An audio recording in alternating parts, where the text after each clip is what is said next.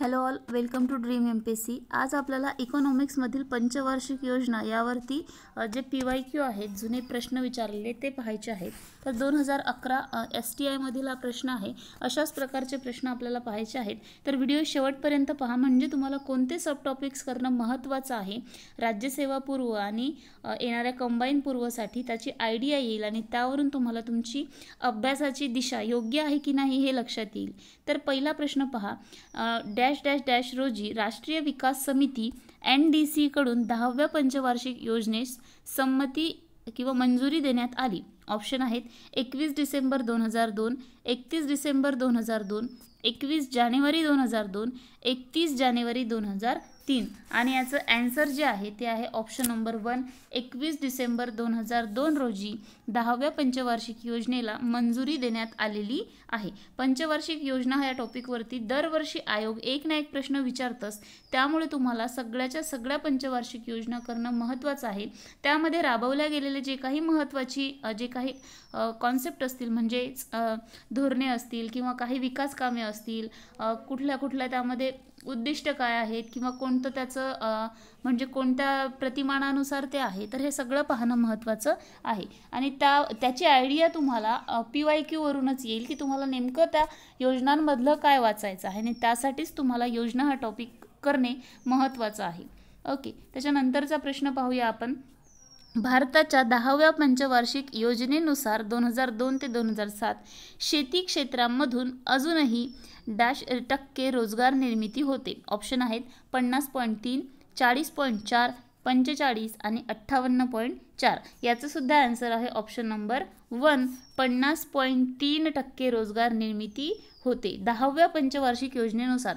तुम्ही सध्याचे रेट पाहायचे नाही, 10व्या योजनेच्या नुसार किंवा 10व्या योजनेमध्ये जे काही दर होतात ते तिथे विचारलेला आहे, त्यामुळे तुम्हाला त्या योजनेच्या वेळचीच इन्फॉर्मेशन या प्रश्नामध्ये भरायची आहे।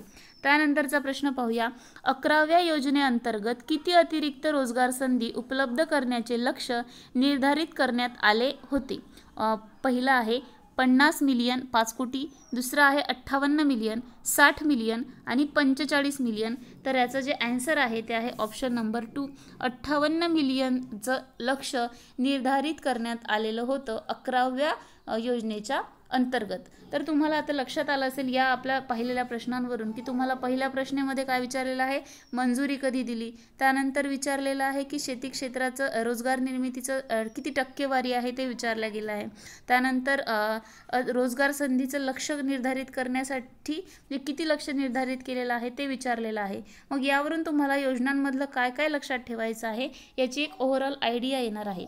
पुढचा प्रश्न पहा, दारिद्र्य निर्मूलन, गरिबी हटाव आणि आत्मनिर्भरता ही या रिकामी जागा पंचवार्षिक योजनेची प्रमुख उद्दिष्टे होती। पहिल्या, तिसऱ्या, 5व्या, दुसऱ्या, 6व्या आणि याचं जे आन्सर आहे ते आहे ऑप्शन नंबर 2। ही जे उद्दिष्ट आहेत ती 5व्या योजनेची होती। कोणत्या योजनेची होती? तर 5व्या पंचवार्षिक योजनेची ही उद्दिष्टे होती। त्यानंतरचा पुढचा प्रश्न आपल्याला पाहायचा आहे, 11व्या पंचवार्षिक योजनेअंतर्गत गुंतवणूक दर एकूण स्थूल राष्ट्रीय उत्पादनाच्या किती टक्के अपेक्षित होता? गुंतवणूक दर विचारलेला आहे। ऑप्शन आहेत 33.3%, 36.7%, 24.8% आणि 30%। आणि याचं जे आन्सर आहे 5व्या प्रश्नाचं ते आहे ऑप्शन नंबर 2। ऑप्शन नंबर 2 याचा आन्सर आहे 36.7%। यानंतरचा प्रश्न पाहायचा आहे, पहा, उत्तरांचल, छत्तीसगड, झारखंड या राज्यांची निर्मिती या पंचवार्षिक योजनेत झाली।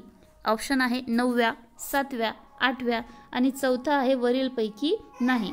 तर याचा आन्सर आहे ऑप्शन नंबर 1, 9व्या पंचवार्षिक योजनेच्या काळामध्ये या 3 राज्यांची निर्मिती झालेली आहे। म्हणजे तुम्हाला त्या योजना काळामध्ये आपल्या देशामध्ये काय काय महत्त्वपूर्ण बदल झालेले आहेत ते सुद्धा लक्षात ठेवणं महत्त्वाचं आहे। पुढचा प्रश्न पहा, भारतातील पहिला खत कारखाना पहिल्या पंचवार्षिक योजनेत येथे सुरू झाला।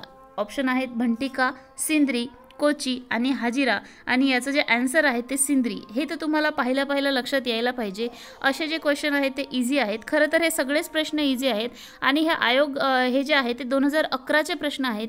त्यामुळे याचं जे काही थोडंसं प्रमाण आहे ते इझी आहे, परंतु हे सुद्धा तुम्हाला एक गाईडलाईन देऊ शकतात. पुढे आलेले प्रश्नसुद्धा पाहणार आहोत. त्यानंतरचा प्रश्न पहा, हिराकूड योजना निर्मिती ही या पंचवार्षिक योजनेची निष्पत्ती आहे. ऑप्शन आहे पहिल्या, दुसऱ्या, तिसऱ्या आणि चौथ्या. तर या प्रश्नाचं उत्तर आहे पहिल्या. हिराकूड योजना जी काय निर्मिती आहे ते पहिल्या पंचवार्षिक योजनेची निष्पत्ती आहे. ओके, त्यानंतरचे प्रश्न पाहायचे आहेत. पहा 9वा प्रश्न पहा, दामोदर खोरे योजना ही या रिकामी पंचवार्षिक योजनेची निष्पत्ती आहे. 9वा प्रश्न आहे. ऑप्शन आहे पहिल्या, दुसऱ्या, तिसऱ्या आणि पाचव्या. तर 9व्या प्रश्नाचा आन्सर आहे पहिल्या. दामोदर खोरे ही जी काही योजना आहे ती पहिल्या योजनेची निष्पत्ती आहे. त्यानंतरचा प्रश्न पहा, पाचव्या पंचवार्षिक योजनेची अंमलबजावणी कोणत्या काळामध्ये झाली असं विचारलेलं आहे. आणि 10व्या प्रश्नाचं जे आन्सर आहे ते आहे ऑप्शन नंबर 2, 1974 ते 1979 या काळामध्ये 10व्या पंचवार्षिक योजनेची जी अंमलबजावणी आहे ती झालेली आहे. पुढचा प्रश्न पहा 11व्या नंबरचा, दामोदर खोरे योजना ही या पंचवार्षिक योजनेची परत रिपीट झालेला आहे हा. आता याचा आपण आन्सर पाहिलेला आहे 11व्या प्रश्नाचं. पहिल्याच्या योजनेच्या वेळेस ही जी काही योजना आहे ती या योजनेची निष्पत्ती आहे किंवा त्या योजनेच्या वेळी ती सुरू झालेली आहे. पुढचा प्रश्न पहा, भारतामध्ये 9व्या योजनेअंतर्गत देशातील बचतीचे प्रमाण एकूण स्थूल उत्पादनाच्या किती टक्के होते. आणि 12व्या प्रश्नाचा आन्सर आहे पहिला ऑप्शन 26.1% ते प्रमाण होतं. स्थूल बचतीचे, देशातील बचतीचे प्रमाण स्थूल उत्पादनाच्या किती टक्के होते. स्थूल उत्पादन म्हणजे GDP. ओके, त्यानंतरचा प्रश्न आहे पहा 11व्या नंबरचा, 5व्या पंचवार्षिक योजनेचा परवलीचा शब्द कोणता होता.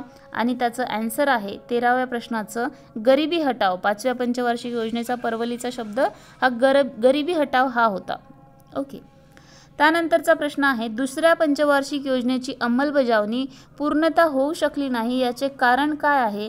तर 14वा प्रश्न आहे पहा, ज्याचा आन्सर आहे ऑप्शन नंबर 2, परकीय चलनाची तीव्र टंचाई झाली होती आणि त्यामुळे दुसऱ्या जी काही पंचवार्षिक योजना आहे तिची अंमलबजावणी पूर्ण होऊ शकली नाही. पहिली योजना ही सगळ्यात जास्त यशस्वी अशी योजना मानली जाते पंचवार्षिक योजनांमधली, आणि दुसरी जी आहे तिची अंमलबजावणी पूर्ण झाली नाही कारण त्यावेळी परकीय चलनाची जी काही आहे ती टंचाई जाणवली होती, टंचाई निर्माण झाली होती. म्हणजे याचा आन्सर आहे ऑप्शन नंबर 2, परकीय चलनाची तीव्र टंचाई निर्माण झालेली होती. त्यानंतरचा 15वा प्रश्न आहे, दुसऱ्या पंचवार्षिक योजनेची अंमलबजावणी या काळात करण्यात आली. 15वा प्रश्न आहे पहा, ज्याचा आन्सर आहे ऑप्शन नंबर 2, दुसऱ्या पंचवार्षिक योजना 56 ते 61. हे तर इझी आहे, हे तुम्हाला नक्कीच सोडवता यायला पाहिजे की 56 ते 61, 51 ते 56 पहिली, 55 पर्यंत आणि नंतर 56 ते 61 दुसरी. आणि शेवटचा प्रश्न आपल्याला आज पाहायचा आहे तो आहे, 10व्या पंचवार्षिक योजनेत संसाधनाच्या वितरणात ज्या 3 क्षेत्रांना प्राधान्य दिले गेले ते म्हणजे.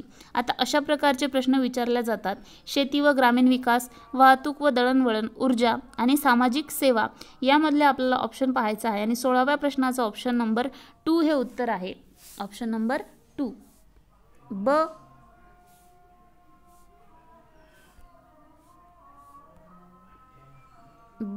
क आणि ड हे त्याचे ऑप्शन आहेत.